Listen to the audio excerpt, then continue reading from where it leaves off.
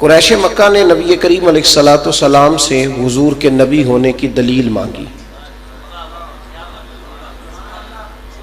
وہ اپنے لوگ تھے، کوئی چچا تھا، کوئی ماموں تھا، کوئی قریبی تھا، بالکل اپنے لوگ تھے۔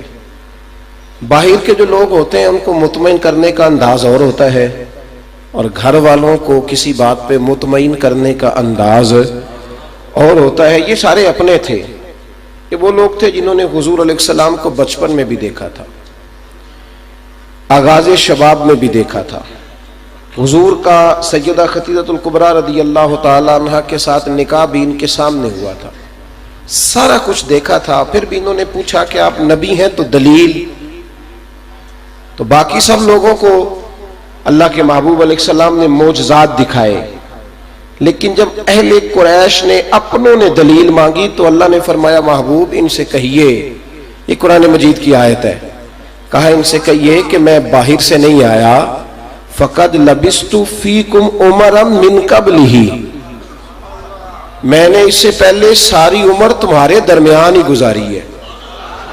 توجہ کریں جی میری بات پر، ادھر دیکھیں جی، اس کی ضرورت نہیں۔ میں نے عمر تمہارے درمیان گزاری ہے، میں کوئی باہر سے نہیں آیا۔ افلا تعقلون، کیا تمہیں عقل نہیں؟ تم سمجھتے نہیں؟ اتنے میلے گدلے معاشرے میں رہ کر اگر کوئی میری طرح کا سچا ہے تو دکھاؤ، اگر کوئی میری طرح کا دیانتدار ہے تو وہ دکھاؤ۔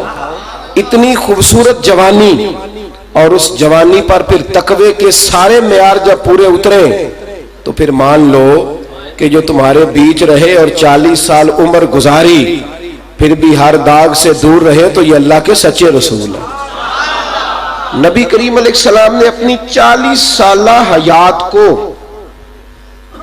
اپنی نبوت کی دلیل کے طور پر بیان فرمایا ہے، دلیل کے طور پر۔ دیکھیں حضور رحمت للعالمین بھی ہیں، حضور حبیب اللہ بھی ہیں، امام الانبیاء بھی ہیں، سید الرسل بھی ہیں، ساری باتیں ہیں نا میرے بھائی، توجہ کرنا ذرا میری بات پر، سارا کچھ ہے نا۔ پر جو بات اہل مکہ کے نزدیک نبی کریم کی وجہ شہرت بنی ہے نا، اور آج تک وجہ شہرت ہے، اور وہ لقب حضور کا نبی کریم کی جالیوں پہ آج بھی لکھا ہوا ہے، وہ نہ حبیب اللہ ہے نہ رحمت للعالمین ہے، بلکہ جو چیز وجہ بن گئی اور ہر آدمی اس چیز کی وجہ سے محبوب کو پہچاننے لگا۔ توجہ کرنا ذرا میری بات پر، اللہ تعالیٰ آپ کو بہترین جزا عطا فرمائے۔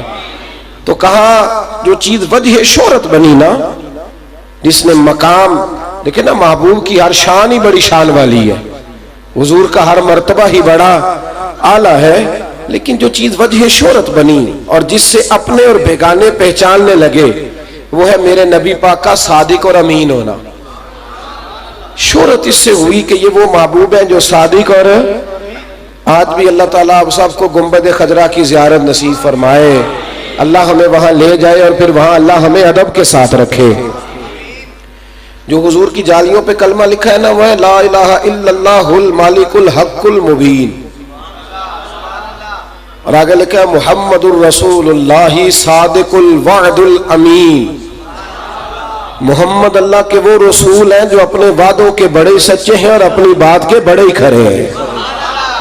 یہ جو حضور کی سچائی تھی نا، سچائی کا ایک روب ہوتا ہے، سچائی کا ایک حسن ہوتا ہے، سچائی میں ایک وقار ہوتا ہے، معجزات کمالات یہ ساری چیزیں اعزاز ہیں، لیکن وہ چیز جس کو کوئی جھٹلا نہ سکا، جس پر کوئی کلام نہ کر سکا، جس پر کسی شخص نے کبھی کسی قسم کی کوئی بات نہ کی ہے، وہ میرے رسول پاک کا صادق اور امین ہونا۔